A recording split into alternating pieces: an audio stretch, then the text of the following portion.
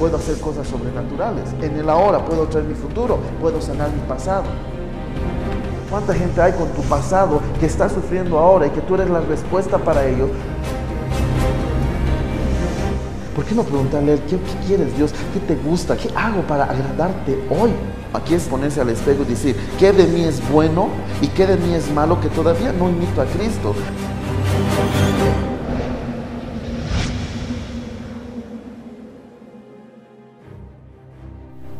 ¿Cómo están, hermanos? Sean todos bendecidos y bienvenidos a otro programa más de Modelos a su Imagen.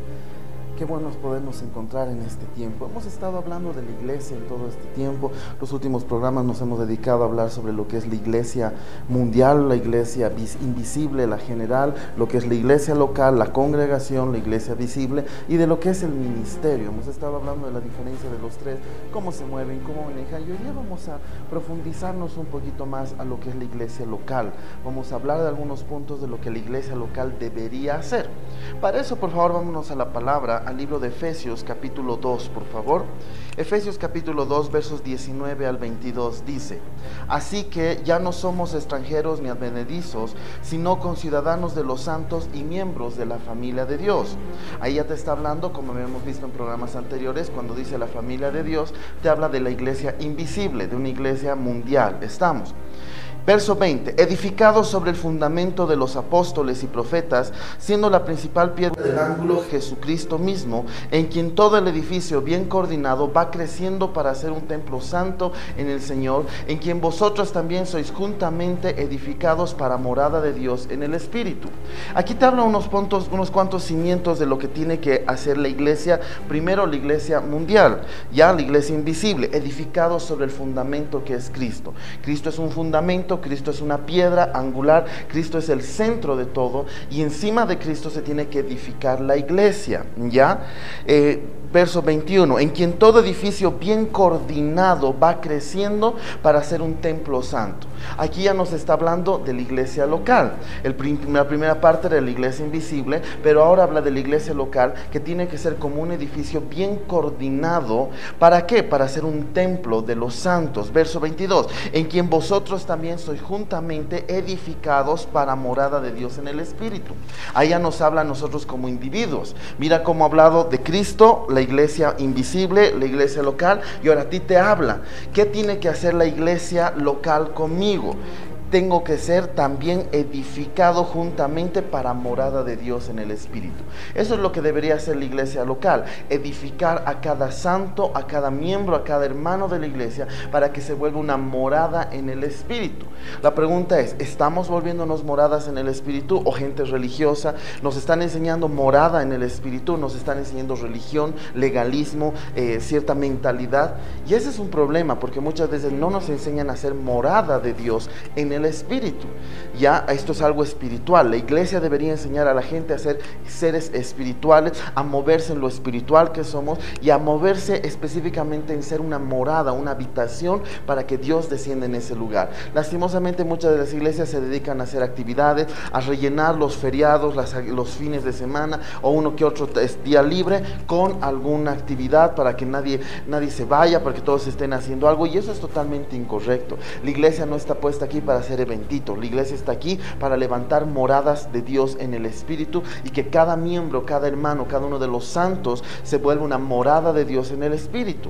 En base a eso, ¿qué tiene que haber de parte tanto de la iglesia como de los miembros, como de los santos? Tiene que haber un compromiso, y esa es la parte grave. No nos gusta comprometernos. A la gente como al liderazgo le cuesta comprometerse, le cuesta jalar al compromiso, pero no un compromiso de actividades o un compromiso dominical, sino un compromiso en el Espíritu, un compromiso a ser morada, un compromiso a cambiar todo mi ser, toda mi mentalidad, todo mi corazón para ser como Dios quiere que sea y volverme espiritual, por así decirlo, volverme una morada de Dios. Pero eso es un compromiso que poco a poco tenemos que ir jalando, ¿ya? Pero ¿qué significa un compromiso? El compromiso con la iglesia tiene que venir primeramente de uno mismo. Yo como individuo tengo que comprometerme con la iglesia a hacer lo que la palabra dice. ¿Qué ¿Qué hace la iglesia? Ir de hacer discípulos. ¿Qué debería ser una congregación local, una iglesia local? Hacer discípulos. Mi compromiso con la iglesia es obedecer a la visión, discipulado, al modelo congregacional que haya y ir a ser discípulos. Ese es mi compromiso que hay.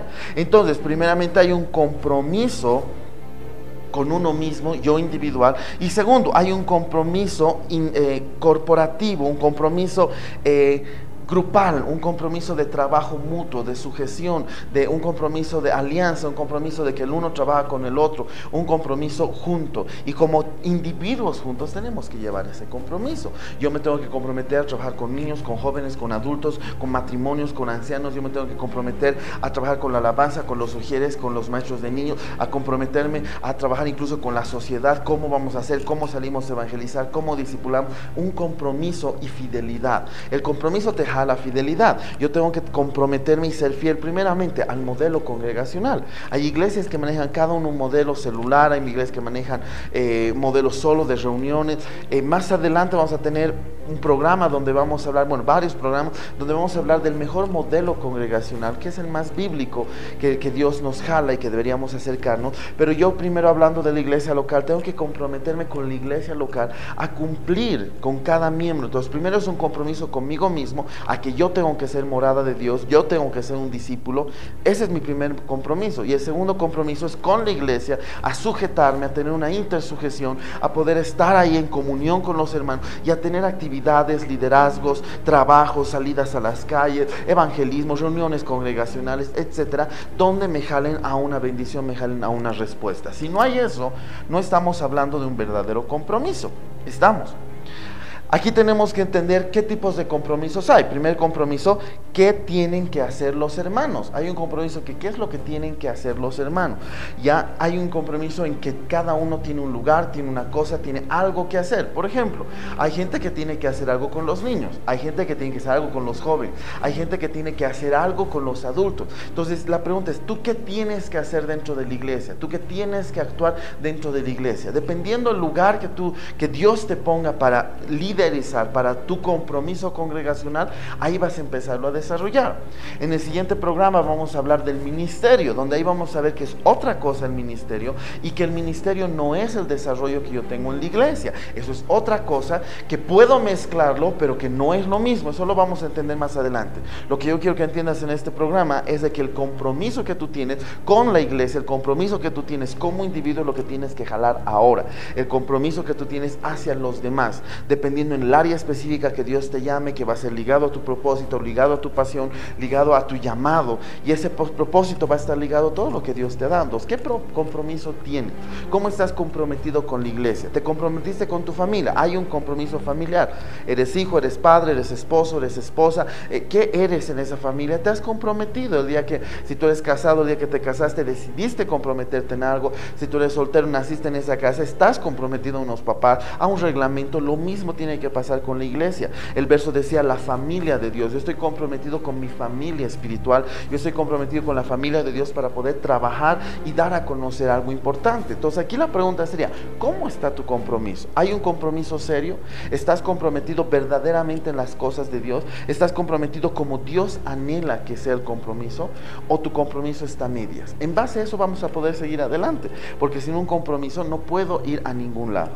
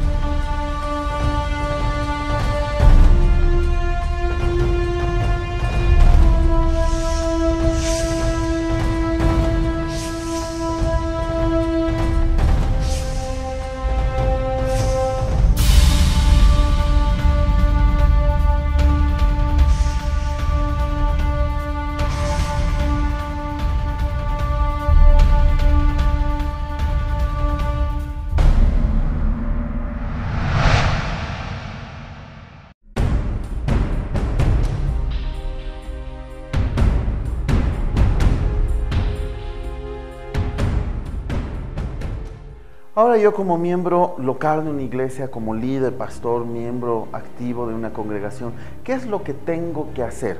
Porque hay cosas que tengo que hacer en la iglesia local y hay cosas que no tengo que hacer en la iglesia local. Eso es bueno tenerlo claro. ¿Qué cosas son las que yo tengo que hacer? Primera cosa, amar los unos a los otros. Primera Pedro capítulo 1, verso 22 dice, habiendo purificado vuestras almas por la obediencia a la verdad, mediante el Espíritu, para el amor fraternal no fingido, amaos unos a otros entrañablemente de corazón puro. Entonces, tengo que aprender a amar a los demás. En la iglesia local, en la congregación, es el lugar donde yo aprendo a amar a los hermanos, a tener comunión con los hermanos, y hay una demostración de amor por medio del servicio, por medio del trabajo comunitario, etc. Segundo, se animan los unos a los otros. Tengo que animar a los hermanos, no condenar, ni juzgar, ni chismear. Tengo que animarlos, jalarlos, bendecirlos a que estén con un ánimo pronto.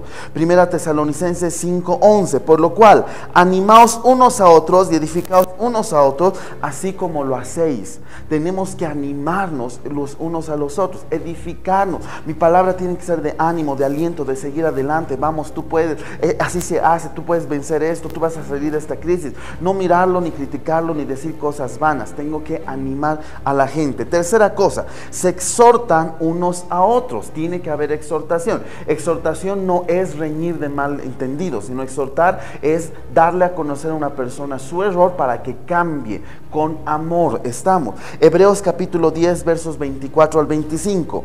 Y considerémonos unos a otros para estimularnos el amor a las buenas obras, no dejando de congregarnos como algunos tienen por costumbres, sino exhortándonos, y tanto más cuando veis que aquel día se acerca. Miren que dice congregándonos, está hablando de la iglesia local. Debo congregarme y exhortarnos cuando en verdad alguien no está haciendo lo correcto, alguien no se está congregando, alguien no está haciendo la voluntad de Dios. Debo exhortarle, llamarle la atención, corregirle, direccionarle para que vuelva al camino de Dios, ya especialmente al fin de los tiempos. Y no estamos tan lejos del fin de los tiempos, hermano. Entonces, tiempo de exhortarnos y de animarnos. Eso hace la iglesia local. Siguiente, se edifican unos a otros. Romanos capítulo 14, verso 19, se edifican. Así que sigamos lo contribuyente a la paz y la mutua edificación. Levantémonos unos con el otro. Siguiente, se amonestan unos con otros. Colosenses capítulo 3, verso 16. La palabra de Cristo mora en abundancia en vosotros, enseñándoos y exhortándonos unos a vosotros, unos a otros en toda sabiduría, cantando con gracia vuestros corazones al Señor con salmos, himnos y cánticos. ¿Qué es amonestación? Es un tipo de exhortación con enseñanza. Ya es enseñarte, pero corrigiéndote. Ya no es simplemente decirte esto está mal, cambia, sino es decir, esto está mal, cambia porque va a pasar esto, porque tienes que hacer esto, porque Dios quiere enseñarte este otro.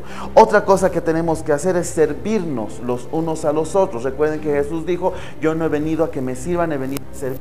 Debemos servirnos los unos a los otros. Gálatas capítulo 5, verso 13. Porque vosotros, hermanos, a libertad fuiste llamados, solamente que no uséis la libertad como ocasión para la carne, sino servíos por amor los unos a los otros. Entonces, la libertad que yo tengo no es para ir carnal y meterme en medio mundo de pecados. La libertad que yo tengo es para servicio. La libertad que yo tengo es para humillarme y servir al hermano, para apoyar al hermano, para estar al servicio de los demás.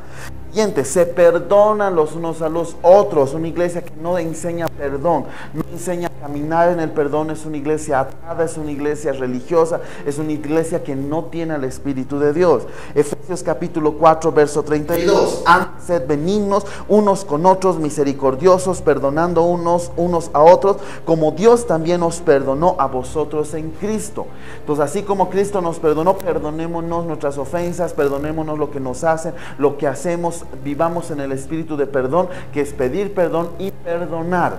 Siguiente, se someten unos a otros. Hay una sujeción. Yo me someto a mis líderes, mis discípulos se someten a mí. Hay una sujeción, hay un sometimiento. Primera Pedro capítulo 5, verso 5. Igualmente, jóvenes, estad sujetos a los ancianos y todos sumisos unos a otros, revestidos de humildad, porque Dios resiste a los soberbios y da gracia a los humildes. Aquí dirán, ¿por qué tengo que sujetarme? ¿Por qué hay eso de la sujeción? Porque eso me ayuda a humillarme, me ayuda a tener un corazón humilde. Cuando yo no estoy sujeto a alguien, me vuelvo altivo, me vuelvo soberbio. Y Proverbios, y este verso que hemos leído, nos habla de que Dios resiste a los soberbios. Dios no trabaja con soberbios. El hecho de estar bajo sujeción de alguien me ayuda a poder tener un corazón humilde, un corazón humillado. Siguiente punto que nos ayuda a entender. Hay un grupo de oración, los unos oran por los otros, llegan las cargas los unos con los otros, tienen compasión los unos con los otros, y hay amabilidad efectiva los unos con los otros. Hay una serie de cosas pequeñas, por así decirlo, que hace la iglesia, que se aman los unos con los otros, que se cuidan los unos con los otros, que son amables los unos con los otros, para que la iglesia local sea bendecida, sea guiada y sea llevada a bendición.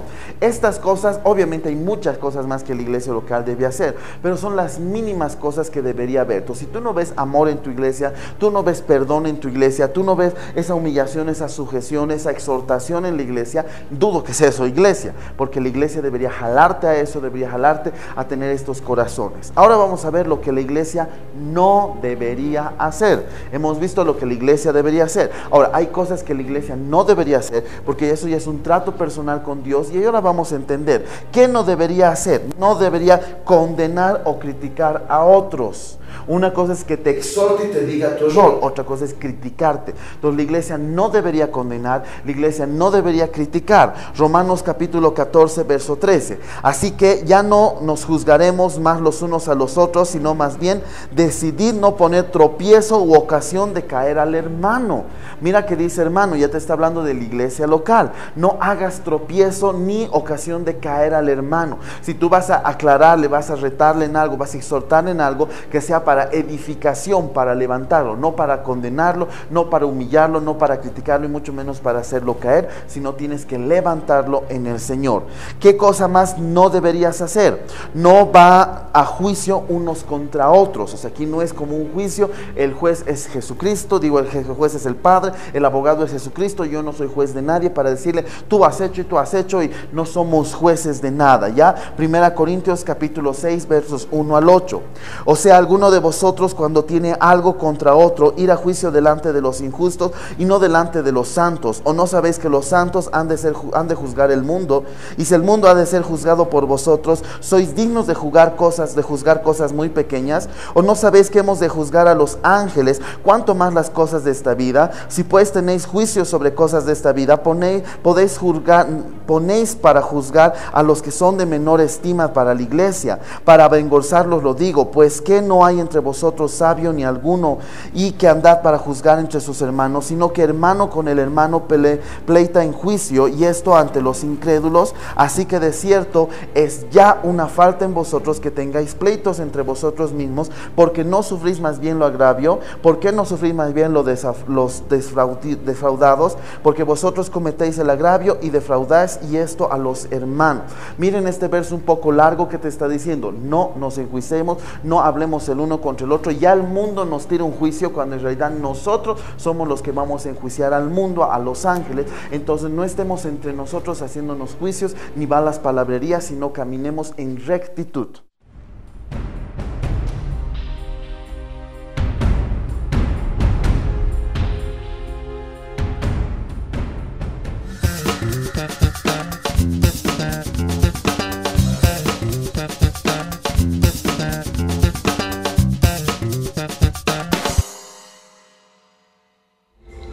Las riquezas que el enemigo te quitó, las recuperarás. Al Cordero ven y adora. Está reinando en el trono. Hoy declaramos, eres rey.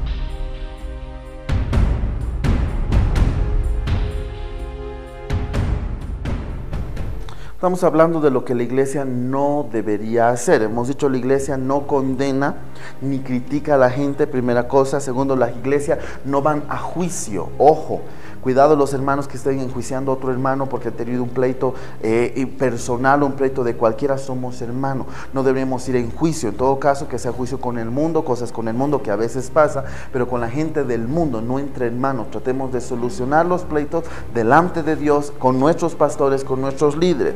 Otra cosa que no hay en la iglesia, y que esto debemos remarcarlo con mayúsculas: no murmuran los unos con los otros. No tiene que haber murmuración, no debe haber chismes. Santiago capítulo 4, verso 11. Hermanos, no murmuréis los unos a los otros. El que murmura del hermano y juzga a su hermano, murmura de la ley y juzga la ley. Pero si tú juzgas a la ley, no eres hacedor de la ley, sino juez. Y tú no eres juez. El juez es Dios Padre. Entonces no murmuremos, no hablemos de más, no estemos con murmuraciones, ni hablando ni criticando el uno con el otro. Otra cosa que la iglesia no hace: no hay envidia unos con otros. Que él tiene, que yo no tengo, que él tiene mejor, que porque él le dan y porque a mí no me dan, porque él lo llaman al líder y por qué, porque él lo ungió como pastor. No hay envidia. Gálatas capítulo 5, verso 26. No nos hagamos vanagloriosos, irritándonos unos a otros, envidiándonos unos a otros. Mira que dice irritándonos unos con otros. No te irrites, no seas envidioso unos con otros. Somos hermanos de la misma familia. Si uno es bendecido, todos nos gozamos porque él es bendecido. Si uno hay tropiezo, todos lo corremos a levantarlo y todos sufrimos con el hermano. Eso es unidad en el espíritu. Y lo último que no debería hacer la iglesia, obviamente hay muchas cosas más, ahora estamos viendo solo algunos puntos de la iglesia. ¿Qué no debería hacer la iglesia? La iglesia no lastiman ni hacen algo que cause daño a otro. No debe haber un lastimar ni ninguna actitud, ni física, ni emocionalmente, ni espiritualmente, que lastime a otro. Gálatas capítulo 5, versos 14 y 15. Porque toda la ley en esta sola palabra se cumple: amarás a tu prójimo como a ti mismo. Pero si os mordéis, os coméis unos a otros, mirad que también os consumáis unos a otros. Entonces no hablemos mal el uno con el otro, no murmuremos el uno con el otro. ¿Qué dice este verso? Mordéis o coméis. A veces nuestra palabra va a morder al hermano, va a comer al hermano. A veces nuestra actitud tiene una mala referencia con el hermano. No actuemos así, sino que caminemos en las cosas que Dios quiere para nosotros, sino que miremos la gloria de Dios a cara descubierta, caminando como Él anhela. Por lo tanto, hay cosas que la iglesia no hace, y creo que lo hemos marcado bien claro. No por el hecho de que seas pastor, seas líder, esta es una iglesia o somos cristianos, tengas derecho a hacer cosas que no están en la palabra. Y la palabra que acabamos de leer, los versos bíblicos que acabamos de leer, nos dice muy claro: no hagan esto. Y no estoy hablando de la ley para ser salvo. Esto no tiene nada que ver con doctrina, no tiene nada que ver con salvación. Son pequeñas reglas, pequeños tips que Pablo, especialmente Pablo, nos da, que Santiago nos da, para que nos cuidemos como iglesia local y llevemos una vida pacífica como iglesia local.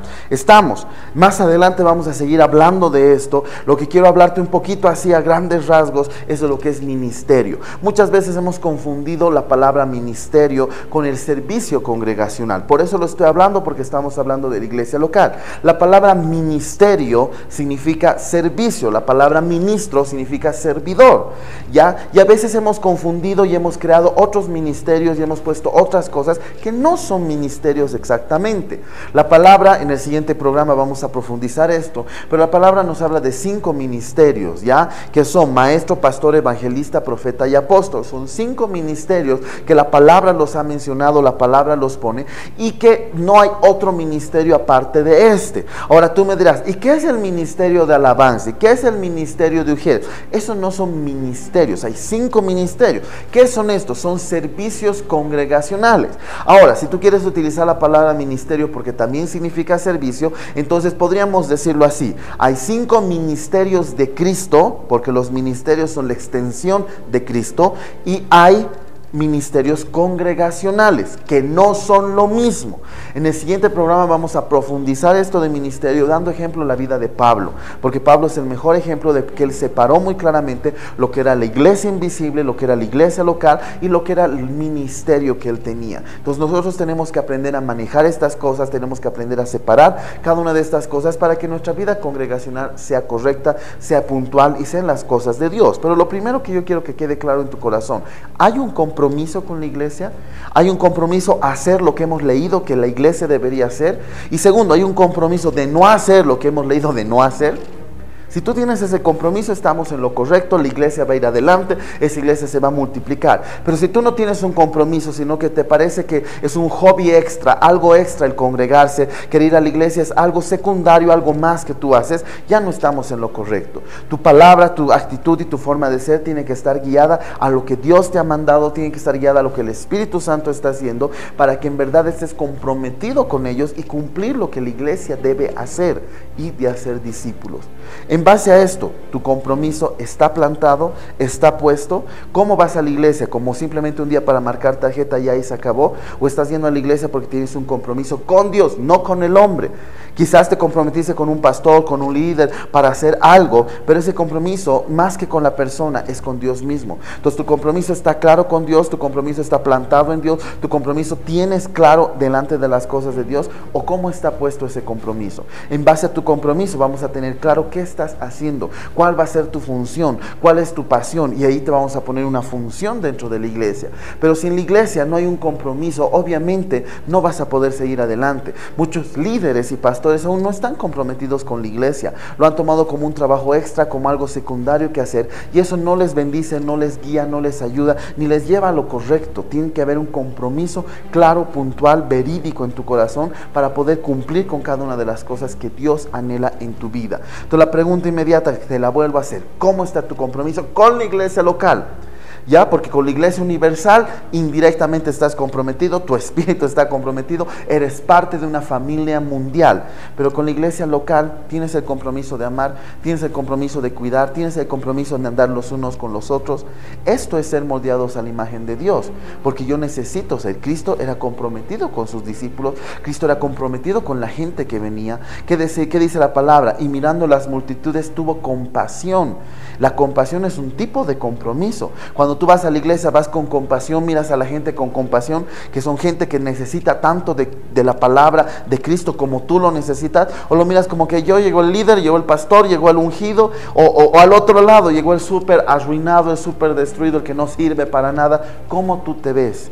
Ese es el compromiso que tú tienes que tenerlo claro. En base a tu compromiso vas a trabajar, en base a tu compromiso vas a actuar. Entonces, ¿cómo está tu compromiso? Yo quiero animarte a que en estos programas que estamos viendo de la iglesia, tú los vuelvas a escuchar, leas los versos bíblicos que hemos leído, para que en verdad tú puedas entender lo que es la iglesia. Y si tú eres pastor, líder, analices, ¿tu iglesia está haciendo lo que estamos aprendiendo?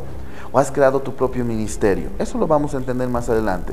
Pero yo quiero despedirme en este programa bendiciéndote, declarando palabra de bendición y sabiduría, para que todo lo que tú estés haciendo con tu iglesia verdaderamente sea bendecido y sea sabio, y tú puedas levantar una congregación bendecida y llena del Espíritu de Dios. Que Dios te bendiga, que Dios te guarde. Nos vemos en un siguiente Moldeados a su Imagen.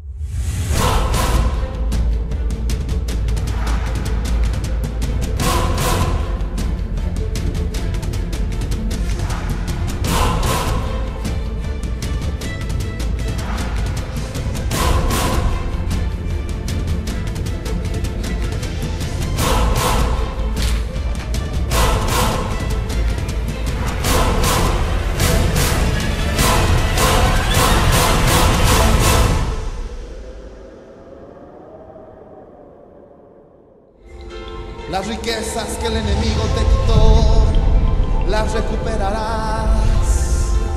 Al Cordero ven y adora. Está reinando en el trono. Hoy declaramos